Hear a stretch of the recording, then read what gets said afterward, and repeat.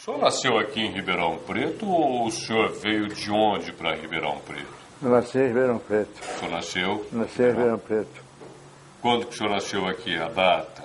1920. 1920? Dia 20 Dia 20 de setembro. de setembro. Aí o senhor casou aqui em Ribeirão mesmo? Casei em Ribeirão mesmo. E quantos filhos que o senhor teve? Eu tive 6 filhos. 6 filhos. E o senhor morava onde em Ribeirão? Morava na Vila Tibério. A Vila Tibério mudou muito, né? Mudou completamente. Quando o senhor morou na Vila Tibério, a Vila Tibério tinha Antártica ou estava começando a Tinha Antártica? Antártica já. Já tinha. Tinha Antártica já. Estação do trem. Estação do trem também. Cervejaria Paulista. Nós já tinha a Cervejaria Paulista também. Tinha também. Também. E foi na Vila Tibério que o senhor começou a se interessar por política? Foi na Vila Tibério. Por que o senhor foi se interessar por política? Eu era secretário do Sindicato de Bebidas e houve um convite do Dr. Paulo Meirelles. Ele precisava apresentar aos vereadores, então me convidou. E eu aceitei.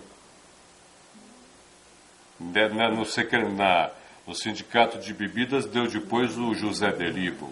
José Delibo de Verone e apresentou outros candidatos que não se elegeram. O senhor começou muito perto, então, do trabalhador, que ia lá ao sindicato, que fazia... Sim, ligadíssimo ao trabalhador. Sem o trabalhador não tinha alcançado voto nenhum. O seu primeiro partido, qual que foi? O UDN. O senhor era da UDN? O UDN porque precisava fazer inscrição para disputar a vereança. Mas eu era trabalhista. O senhor era trabalhista, mas foi na UDN. Então não tinha confusão já naquela época? Foi só para a questão de inscrição, mas eu fiz uma declaração pública que eu era trabalhista. O senhor era getulista ou não? Eu era getulista. Ah, tá. Mas mesmo assim não me perdoaram, escreviam na rua, Verone saiu trabalhador. Eu sempre podia escrever no meio da rua com o K. Tá. Então escreviam, Verone saiu os trabalhadores. Porque, de modo geral, havia saído mesmo, porque era o partido oposto ao PTB. E qual foi o primeiro prefeito que o senhor conviveu como vereador? José de Magalhães. E o José de Magalhães fez o que por Ribeirão? Fez grandes obras, não fez? Uma administração mais ou menos? Administração mais ou menos. É. Eu tinha muita coisa para fazer em Ribeirão Preto. Porque nós estamos há 15 anos parados, 15 anos de ditadura. Então havia muita coisa para ser feita em Ribeirão Preto. E, então o prefeito não podia resolver tudo de uma vez, né? Mas resolveu alguns problemas. O senhor acha que Ribeirão Preto daquela época tinha mais problemas do que de hoje ou não? Não tinha, não. Não? Não, hoje os problemas se multiplicaram por causa de que a cidade cresceu. E cresceu de uma maneira desordenada. Embora houvesse grande interesse do legislativo que passaram por aí, cresceu desordenadamente. O Costábile Romano, como que o senhor colocaria ele como prefeito? Um grande prefeito. Grande prefeito. Ele pensou adiante, o Ribeirão? Pensou. O Condeixa Filho, o que o senhor achava dele? O Condeixa Filho é uma administração tranquila, calma, como... Não houve obras grandes do Condeixa. Tá, e essa turma mais antiga da Câmara, o senhor, teve o Delibo, enfim, teve Vicente Golfeto, teve o Vitaliano e tantos outros. Essa geração gostava de fazer política limpa, é isso? Eu gostava. Era ponto de honra deles, fazer política limpa. E graças a Deus se conseguia, porque nunca houve tentativa de cassação de mandato de um elemento por problema administrativo. Houve por problema político, que é conhecido publicamente já. Mas por outros motivos não. O senhor está falando da cassação do Pedro Augusto de Azevedo Marques, é isso? Ela foi uma cassação política. Política. E não tinha como evitar naquele momento essa cassação? Não tinha, porque era um momento de violência. Em todo o setor a violência não tinha. Então os elementos eram chamados a voltar pela cassação de mandato, porque senão se sofria restrições também. Bom, já era difícil. Depois da cassação, na sessão seguinte, foi assinado algum documento para que o Pedro Augusto de Azevedo Marques voltasse a ser vereador? Foi. Eu mesmo assinei esse documento. E o documento falava o que nessa época? O senhor se lembra? Pedindo a volta dele. Pedi a volta dele. Dizendo que foi feita injustiça. E pedi a volta de Pedro Augusto de Azevedo Marques. Nas reuniões da Câmara, existiam debates fortes, com boas ideias entre os vereadores, na sua época? Havia problema administrativo, né? Isso. Político não havia muito, não, porque todo mundo tinha um certo receio do que pudesse acontecer. Então havia um certo receio no debate político. Mas administrativo o tempo era quente? Administrativo era quente. Era. O prefeito era mais criticado ou menos criticado? Mais criticado. Qual foi o prefeito que o senhor acha que teve mais crítica naquela época? Todos? Todos, mas eu acho que o Gasparini foi muito criticado. Gasparini? Por que o senhor acha que ele recebia muitas críticas? Porque quando ele era jornalista, ele fazia muita divulgação do trabalho que ele fazia, o trabalho que precisava ser feito em Ribeirão Preto, e que o prefeito não fazia. E em seguida ele se elegeu prefeito, e ele também não fez o que ele apontava de erro. Então foi muito criticado o Gasparini. O rádio era muito forte na sua época, né? A 79 era forte. A 79? 79 era forte. Toda a rádio tinha seu poder, mas a 79 era mais porque estava ligado ao domingo, o Gasparini, Domingo Isaac, todos os políticos estavam centralizados ali. Então, era um político de prestígio. Então, era mais criticado de tudo. O Antônio Magrini dava medo dele? Quem não conhecia, dava. Porque ele falava muito? Ele falava muito, fazia pouco. Ele fazia pouco. Ele só falava também? Só falava. É meio chacrinha, assim? Meio gozador. Meio gozador. E quando conhecia ele, não dava mais medo nenhum? Sumia todo o pavor dele. Teve uma época também que o Come Fogo era muito importante em Ribeirão. Era um jogo que chamava a atenção. O senhor gostou de futebol? O senhor chegou a ser ligado ao futebol? Eu gostei, eu fui ligado ao futebol. Joguei, inclusive, joguei para o Mugena e para o Portuguesa, né? Joguei pouco tempo, mas joguei futebol. Eu gostava muito de futebol. Qual era a sua posição? Era Botafogo. O senhor era botafoguense. Agora, quando o senhor jogava como jogador, o senhor gostava do quê? Era um zagueiro da pernada mesmo ou não? Porque sempre falava Isso. Direito. O senhor era bom no negócio? Não era bom, não. Mas o senhor jogou porque gostava? Eu gostava muito de futebol. E a Vila Tibério da sua época? Como que era a Vila Tibério? Vila Tibério era uma família muito grande. De italianos, espanhóis, portugueses, misturava tudo ali? Misturava tudo. Tinha muito português. Muito portugueses. Fazamujana. E tinha os brasileiros de Antártica, Paulista, né?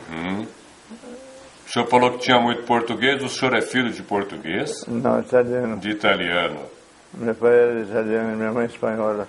Nossa, dá um sangue quente nisso aí. Dava? Dava. E o senhor era desse sangue quente na política? Discutia forte? Punha bem as suas ideias? Discutia.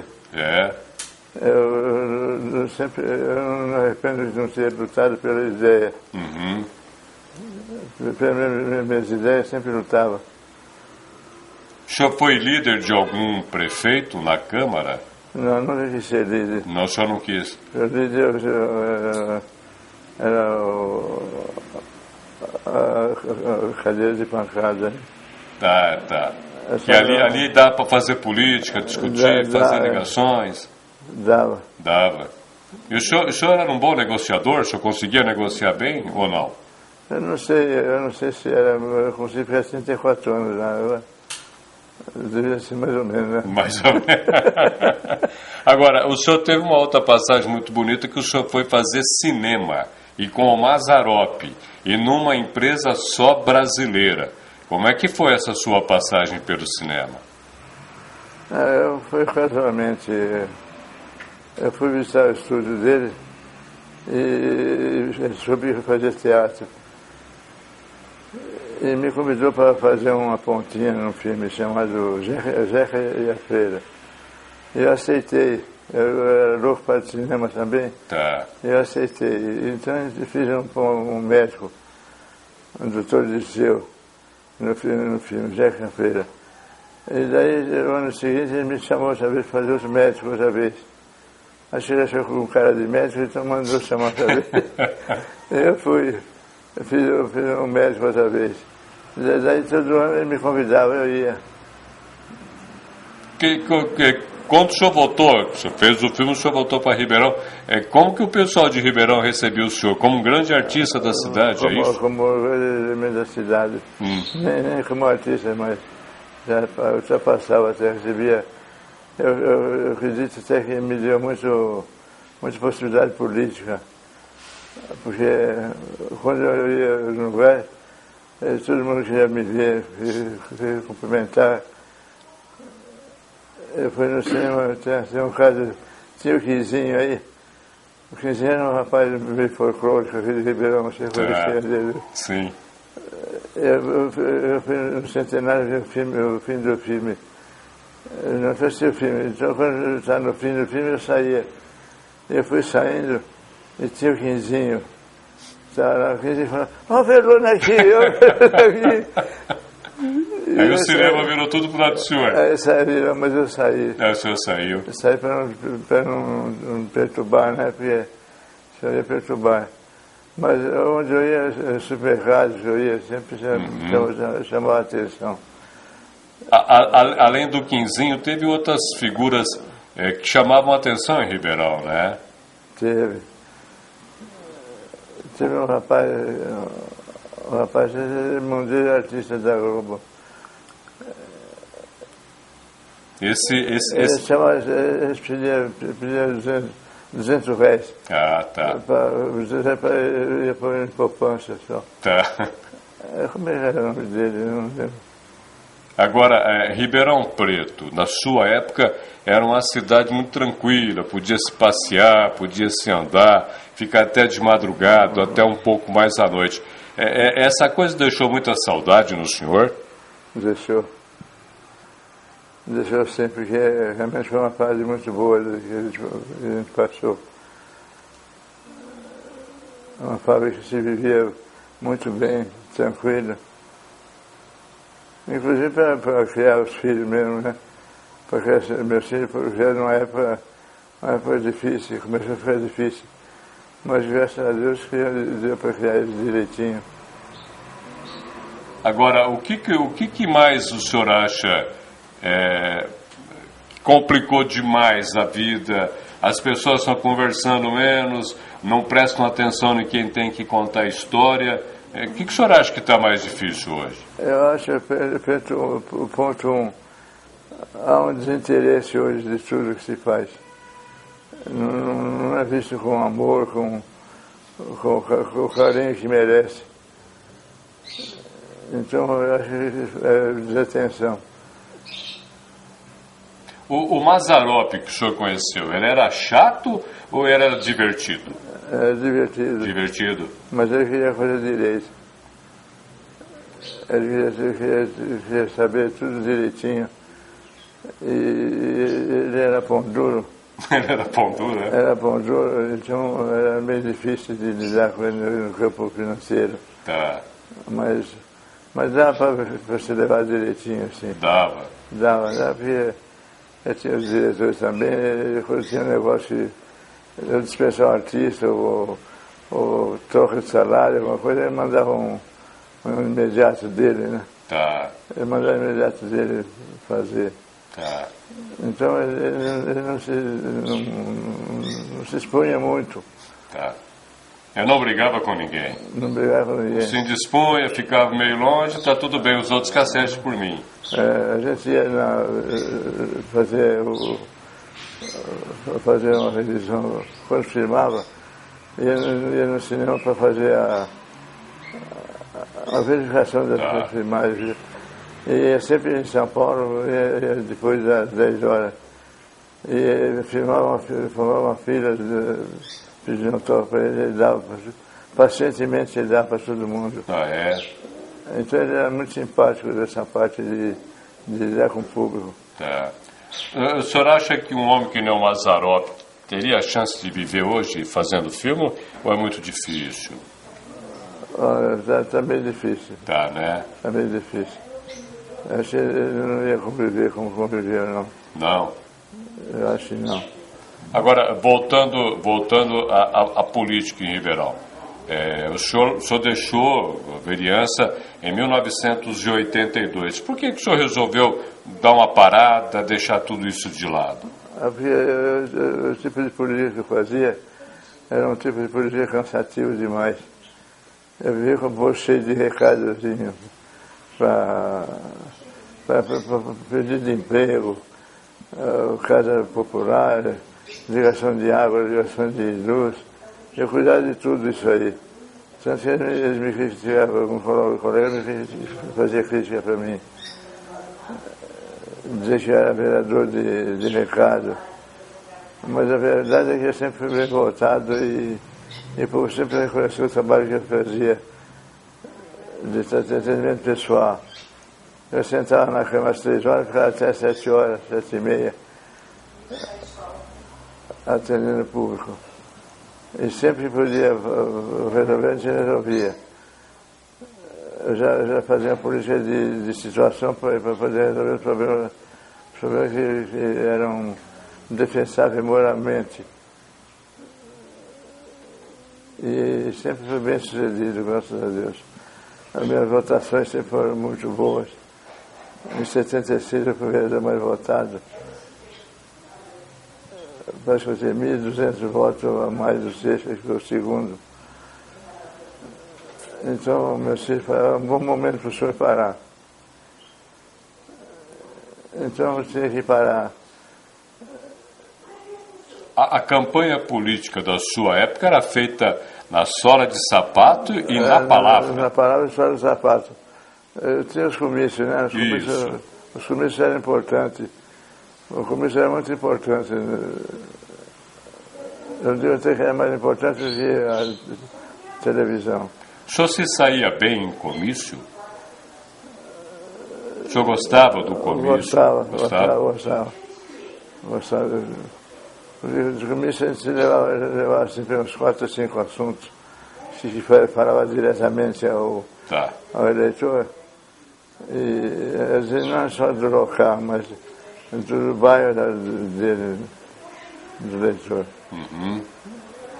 E era fácil conversar com ele. O eleitor gostava também do comício, né? Gostava, eles aplaudiam. Isso, aplaudiam bastante. Dava alguma briga também no comício ou não? Às vezes dava. Dava? O senhor chegou a presenciar algumas? Eu presenciei uma. É? Mas foi uma vez só. Uma vez só? Pode ter havido outras que eu não fui todos os comícios. Tá. Mas uma vez só que eu participei. Aonde deu essa encrenca que o senhor presenciou? No Ipiranga. No Ipiranga? No Ipiranga. Onde é a praça Pedro Biagi hoje. Tá. Foi muito bom isso. E lá era um campo de futebol, era isso? Era um campo de futebol do Inter brasileiro. Tá. E aí fez o palanque lá e fez o comício lá. O palanque foi o caminhão, né? O caminhão era o palanque, tá. O senhor acha que o jovem de hoje, ele sabe dessas coisas todas ou ele ignora, não lembra de mais nada? Ele ignora. E ele deve achar meio chato isso, né? Mas é parte da história, não é? É parte da história. A época dos comícios, né? Isso, é. A época dos comícios foi uma época muito interessante para a política de Ribeirão. Essa aproximação do candidato com o eleitor, não era um jeito de evitar também roubalheira, que podia ser cobrado, que não era possível roubar? Não ajudava a ser muito honesto o político daquela época? Ajudava. Ajudava, né? Ajudava, sim.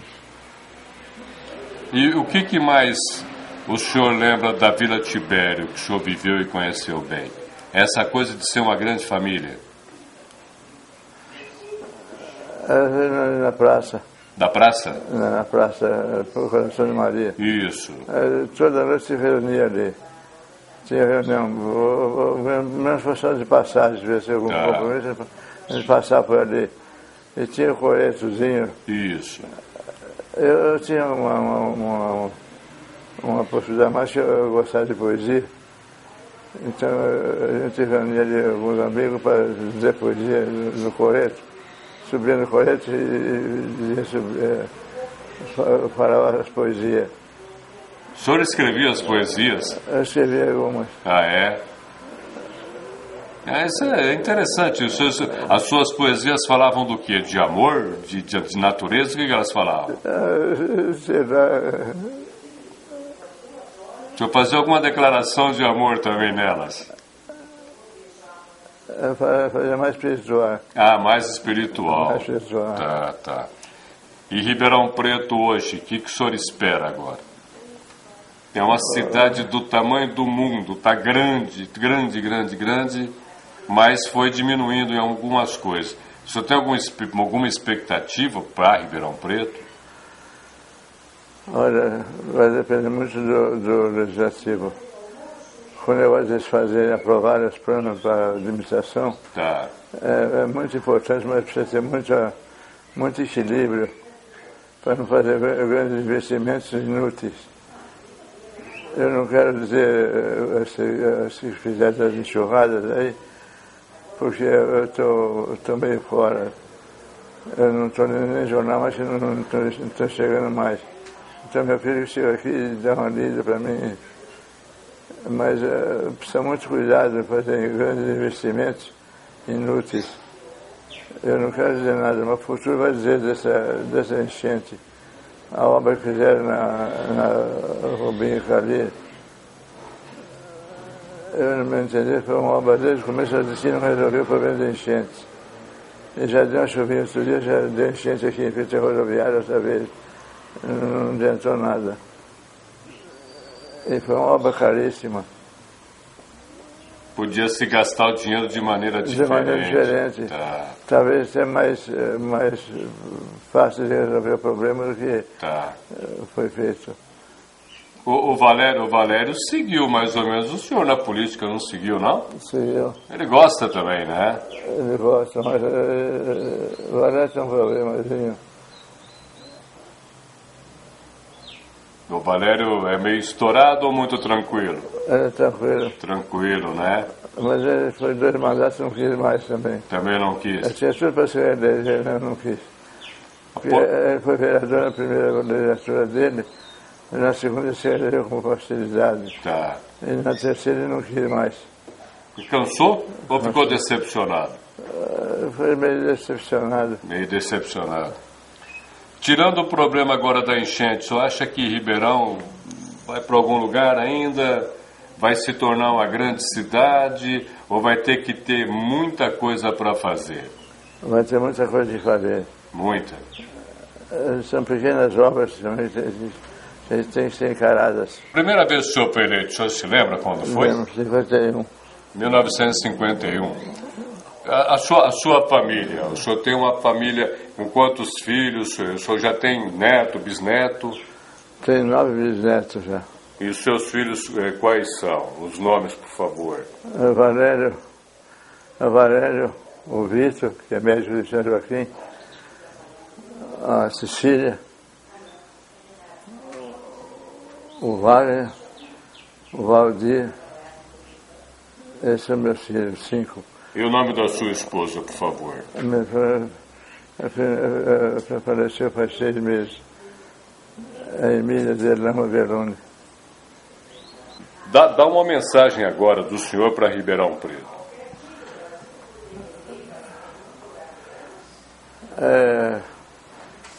eu peço como ex-político e como ribeirão-pretano, eu peço aos políticos que fizerem de Ribeirão Preto, porque Ribeirão Preto é de tudo.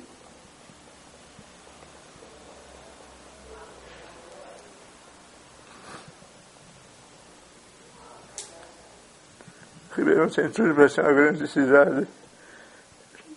E a gente, como Ribeirão Pretano, quando vê acontecimentos como esse de cassação de mandatos,